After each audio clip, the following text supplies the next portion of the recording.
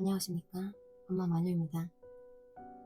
차별의 극복 방법이라는 건 없는 것 같아요. 그렇죠? 여생을 견딜 수 있는 방법이라고 말씀을 드려야 될 것 같아요. 평생 안고 가야 할 숙제라는 생각이 들었습니다. 이 음악 다시 들으니까 또 울컥하네요. 그 영상 만들 당시도 좀 경황이 없었던 것 같아요. 자막도 빨랐고, 다시 과거를 곱씹으니 만드는 당시도 괴로웠고, 또 다시 보는 것도 괴롭고, 그랬지만 왠지 모르게 시작을 하지 않았다면 평생 후회를 했을 것 같습니다.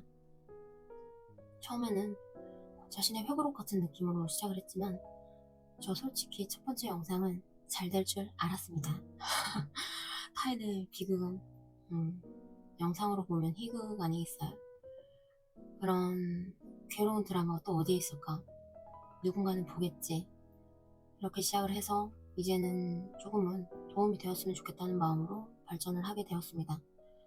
제 영상의 댓글창으로 남녀노소, 세대를 막론하고 서로 비슷한 경험을 공유하는 서로 위로의 장이 되었던 좋은 기회였던 것 같아요. 이제 다음 달 첫 귀재사를 앞두고 이런저런 생각이 들었습니다. 벌써 1년이 돼가네요. 그 사람 없이 우리들만 1년이나 살고 있다는 게 좀 믿기지 않아서 충격을 받고 있습니다. 추석으로 현타, 1년으로 현타. 정말 끝이 없는 것 같네요. 우리는 이제 새로운 보금자리에 적응을 해서 편안함을 느끼고 있고, 저도 화장대 대신에 책상을 놓고 이렇게 노트북을 열어서 제가 하고 싶은 말들을 정리도 하게 되었습니다. 일일이 나열을 하자니 조금은 기억이 흐릿해진 것 같아서 신기하고 다행스럽습니다. 우리가 아시다시피 초반에는 제정신을 유지해야 되잖아요. 정신적인 고비를 한번 넘기는 게 중요하다는 말씀을 먼저 드릴게요. 저는 아이 셋을 데리고 살아가기에 급급했던 현실주의자였는데 그저 열심히 사는 게 전부가 아니구나 이렇게 생각을 하게 됐어요. 다들 삶과 죽음에 대해서 한 번씩은 생각을 해보셨으면 했고, 그래서 영상을 시작했고, 이것은 그저 남의 일들이 아니고 갑자기 돌아가시는 분들도 요즘에 많으시잖아요. 그 유족분들은 그 뒤로 어떻게 되었는지 알 수도 없고 다들 쉬쉬하는 와중에 그것을 굳이 오픈하는 유튜버도 있고, 그렇죠? 원래 애아빠가 유튜버를 해보라고 말을 많이 했었는데 이 여자가 하다하다 사별을 오리는구나. 북한 여자 이러면서 웃지 않을까. 뭐 이제는 누구나 겪을 수 있는 가족의 공백이라고 생각을 했습니다. 유족분들께는 가장 중요한 게 삶의 의지 같아요. 내가 살아야 할 이유는 무엇인지, 어떻게 살 것인지, 이 정답도 없는 것들을 한 번쯤은 생각을 해봐야 우리가 진짜 완전 나락으로 떨어졌을 때 최소한의 정신적인 지지대가 될 수 있지 않을까 그렇게 생각하고 있습니다. 저는 일단 완전 무너졌거든요. 먹고 자는 이 세상의 루틴들이 다 싫었어요. 이승에서 거의 마음이 붕 뜬 기분이 됐답니다. 나는 이 세상에 있지만 내 마음은 여기에 없는, 나는 아무것도 느끼지 못하는 그런 상태요. 이제 여기까지 하고 싶다. 난 여기까지다. 그만 이승에서 로그아웃 하고 싶다. 그런 마음을 산책하면서 많이 가라앉혔습니다. 제게는 여러분들께도 가족들이 있잖아요. 저와는 달리 삶의 의지가 강력했던 애아빠와의 의리, 그리고 내가 가면 남는 것들에 대한 책임감이 있었어요. 그래서 친정으로 이사를 온 이후로는 제때 밥을 먹고 아이들과 밤 10시에 자고 운동도 하고 햇볕도 쐬고 저의 정신을 정상으로 유지할 만한 것들을 모두 했습니다. 건강한 신체에 건강한 정신이 깃든다. 아시죠? 잠을 많이 못 자서 새벽에 일어나지면 잠이 잘 오는 주파수 음악 같은 것들을 들으면서 시간을 보냈어요. 좀 더 누워있다가 새벽 5시 반이면 일어나서 동네 산책을 1시간 정도 했습니다. 이렇게 하라는 말이 아니고요. 제가 그렇게 했습니다. 물론 초반에 잠이 안 오면 아이들과 다 같이 따뜻한 우유 한 잔씩 마시면서 잠을 잘 자보자고 노력을 했습니다. 아이들은 아빠 자주 다니던 주변 지역을 제외하고 좀 멀긴 하지만 친언니가 있는 경기도 쪽으로 종종 나들이를 가게 되었답니다.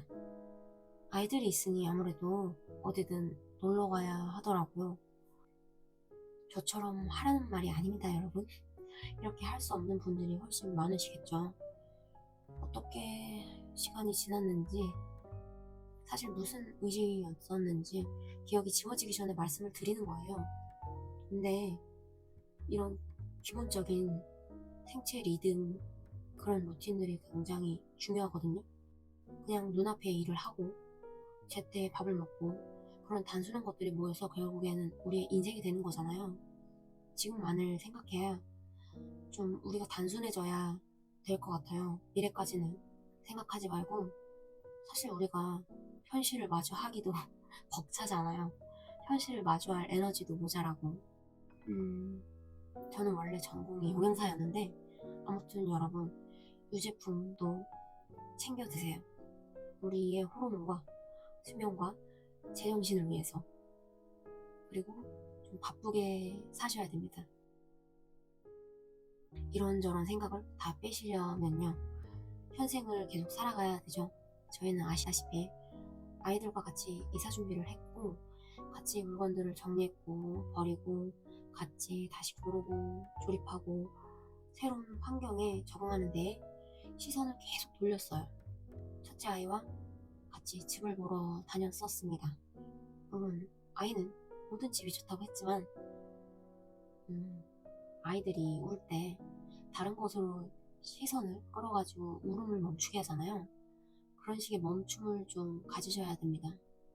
산책을 하시든 운동을 나가시든 괜히 옆 동네 편의점에 껌 한 통 사러 왔다 갔다 하시든 하면서 예전과는 다른 일상을 많이 마주하셔야 시간이 또 흘러갑니다. 집을 벗어나야 잠시나마 잊을 수 있잖아요. 물론 이사를 가는 게 베스트긴 한데, 물론 집 이사는 힘든 일이죠. 모든 죽음은 갑작스럽고 사고도 갑자기 일어나는 거니까.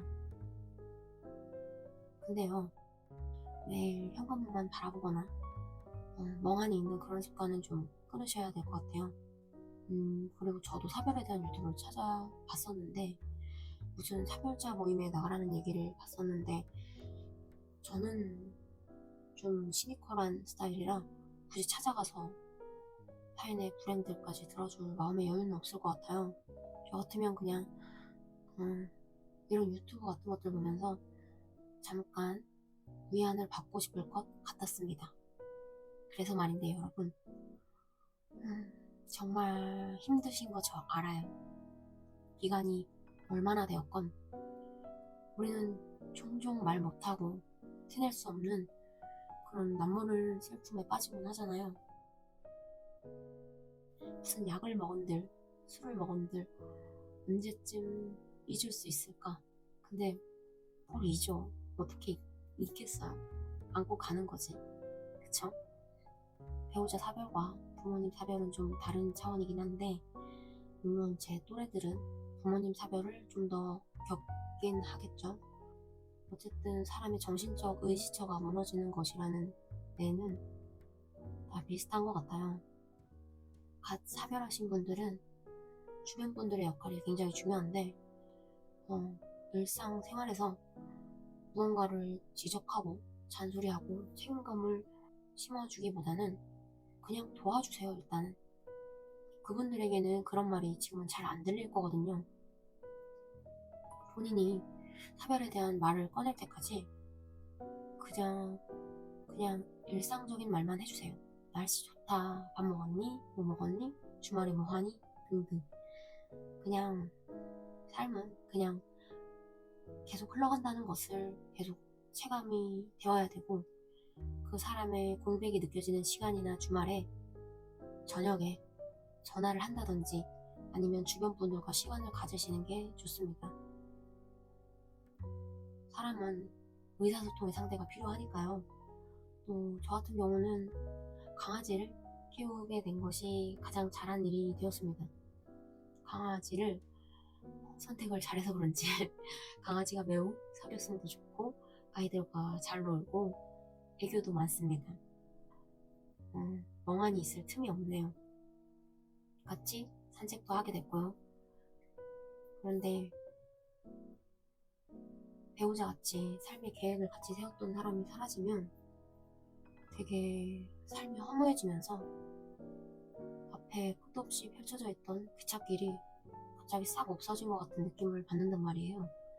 나는 기차인데 이제 어디로 가야 되지? 어떻게 나아가야 하지? 갑자기 눈앞이 캄캄해지면서 무념무상의 시간들이 옵니다. 일단 본인의 마음을 다잡으시는 게 중요하고요. 주변 분들이나 그 가족분들은 뭘 생각할 수 없는 상태인데 올바른 사회생활에 대해서 언급을 하시거나 뭐 되게 사회에서 사람들이 어떻게 하고 사는지 이런 언급, 뭐 엄마로서 어떻게 해야지, 아빠로서 어떻게 해야지, 학생으로서 어떻게 해야지 이런 역할론 언급은 좀 자제해 주시길 부탁드립니다. 큰 일을 당한 지 얼마 안 되신 분들에게는 정말 필요치 않은 말이에요. 그분들에게는 현재 모든 것들이 당연하지가 않으니까요. 제 마음과 정신을 다잡는 데에는 6개월 이상이 소요된 것 같아요. 이제는 이승에 두 발을 붙이고 있고요.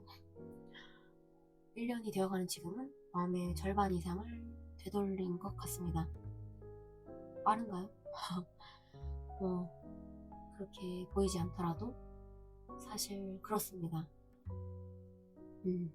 겪어보니까 갑자기 언제 인생이 끝나버릴지 알 수 없기 때문에 저는 좀 하루하루 최선을 다하는 스타일이거든요. 저는 우울증 환자가 아닙니다. 자체 치유를 하는 중이죠. 뭐든지 시간이 들어요. 그리고 또 시간은 지나 세월이 흘러 부모님의 공백이 생기면 이번에는 내가 무너지지 않도록 아주 단단한 마음을 만들고 있습니다. 제가 현실주의자인데 이제 와서 종교나 철학, 예술 그런 분야가 왜 존재하는지 푹 와닿게 되었습니다. 그리고 도서관에 가면 종교나 철학이 왜 한묶음인지 알게 되는 요즘입니다. 솔직히 말하자면 몇 번이고 신랑이 저승에서 절 데리러 오면 저는 항상 그의 강아지처럼 따라갔거든요. 꿈속에서는 이성적인 판단이 안 되더라고요. 그런데 저승가는 차가 고장이 났는지 움직이지 않았고 또 한 번은 아이 아빠가 말싸움을 걸어서 도로 한복판에서 내렸고 정말 비현실적이에요. 저희는 싸운 적도 별로 없고 제가 일방적으로 잔소리를 듣긴 했었죠. 또 한 귀로 많이 흘렸고 지금은 그 사람의 모습은 보이지 않지만 같이 타인의 결혼식을 구경한다든지 또 충무공원에서 같이 산책을 한다든지 그런 꿈들을 꿨었어요. 그러니까 저는 종종 저를 돌봐주고 있는 것 같아서 나름 좋습니다. 다시 원점으로 돌아와서 이 삶의 의지, 삶의 이유를 찾기 위해서 공부나 생각을 참 많이 했고 사주 명리학은 제 인생을 돌아보려고 저 혼자 공부를 하는 것이고요. 누군가를 꼬시는 사이비 같은 게 아닙니다. 오래된 학문이고 외국에서도 각종 정치, 경제, 사회 분야에 쓰이고 있습니다. 한 역사를 뒤져보면 4,000년 정도 됐다고 하더라고요. 나라는 사람이 세상을 어떻게 보고 있는지 또 타인을 어떻게 보아야 하는지 일명 마음 공부라고 하죠. 처음엔 그런지 몰랐어요. 처음에는 아이들의 미래가 걱정이 돼서 공부를 하게 되었는데 알고 보니 타인을 어떻게 보아야 하는지 내가 누구인지 깨닫고 또 돌고 돌아서 자식들에게 어떻게 생각하며 살아야 하는지 그런 것을 말해주게 되는 그런 공부인데 제가 아무리 미쳐서 공부를 해도 끝이 없네요. 어쨌든 천직을 찾은 것 같습니다. 공부하는 게 아직도 즐겁습니다. 또 종교적으로는 딱히 갈 곳이 없어서 절에 종종 갔었는데 절에 찾아가서 아이들의 건강을 참 많이 빌었어요. 누구님 그런 주원 없고 정말 단도직입적으로 아이들 건강하게 해주세요. 그랬답니다. 신이 계시다면 좀 괘씸하게 보실지도 모르겠는데 일단 그러했습니다. 죄송하고요. 그리고 이제는 저도 건강하게 해주시고 앞으로 하는 일이 더 잘 되게 해달라고 빌었습니다. 계속 보다 보니까 저도 낯을 덜 가리게 되더라고요. 무교였던 입장에서 기도는 누가 들어주나?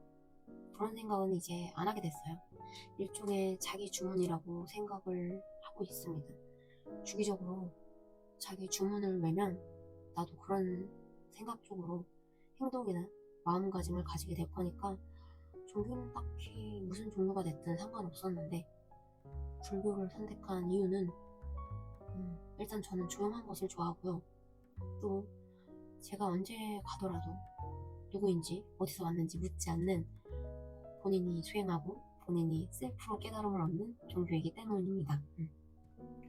이건 개개인의 취향에 대한 문제지 여러분들은 마음이 가는 대로 취향껏 이용을 해보셨으면 좋겠어요. 뭐 다양한 종교가 있잖아요. 근데 우리나라 사람들은 요즘은 종교를 거의 믿지 않는다는데 저만 팔자가 상한가 봐요. 저만 인터넷에서 종교는 시간 낭비라는 댓글을 봤었는데 좀 더 살아보십시오. 아닙니다 여러분. 때로는 찾게 되는 시기가 돌고 돌아오긴 옵니다. 정말 내가 할 수 있는 것이 아무것도 없을 때, 정말 갈 곳이 없을 때 그런 때 찾게 되거든요. 믿든 안 믿든. 제가 불경을 읽고 성경을 읽고 막 누구님 외치라는 게 아니잖아요. 그냥 본인의 마음이나 기분을 차분하게 가라앉히고 이런저런 생각을 좀 멈추시라는 거예요. 아침이나 새벽마다 명상을 하시는 것도 좋고요. 좀 독실하신 분들께는 종교를 이용한다고 말씀을 드려서 죄송합니다. 근데 종교가 정말 필요할 때가 있다면 바로 사람이 죽음을 마주한 때가 아닐까요? 무지하던 얼마 전 시절에는 예술도 배가 불러서 하는 거지 라고 생각했지만 결국 유튜브 영상으로 많은 분들을 올려드렸습니다. 예술인지는 모르겠으나 한 번쯤은 삶과 죽음에 대한 화두를 던져드린 셈이고 어떤 분은 내가 가면 가족들이 어떻게 될지 돌아보게 되는 계기가 되었던 것 같은데 많은 분들이 남겨진 가족들에 대한 생각을 해보셨으리라 생각을 하고요. 그런데 아쉬웠던 점은 가족의 상을 당한 지 얼마 안 된 사람에게 젊다는 이유로 연애나 지원에 관한 이야기는 좀 자제를 해주세요. 시기가 적절하지 않은 것 같습니다. 저는 장례식장에서 남친 이야기를 들었고 제 영상에 재혼과 연애 얘기를 해주신 분들은 댓글 감사합니다. 인생은 정말 기니까요. 좋아요, 구독 감사하고요. 그게 아니라 어디에서도 말하지 못했던 삶의 굴곡이나 겪었던 깨달음을 말씀해 주신 거니까 어디에서도 듣지 못할 그런 조언들이었다고 생각합니다. 정말 감사하고요. 그리고 아이들이 엄마를 어떻게 생각할지 좀 돌아보게 되는 계기가 된 것 같아요.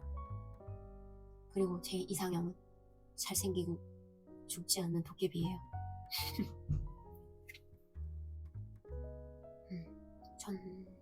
저는 이제 남편 제사상을 차리기 위해서 제사 음식에 관한 정보를 찾고 있습니다만 이런 기간이 되기까지에 흘린 수많은 눈물과 발버둥이 있지 않았습니까?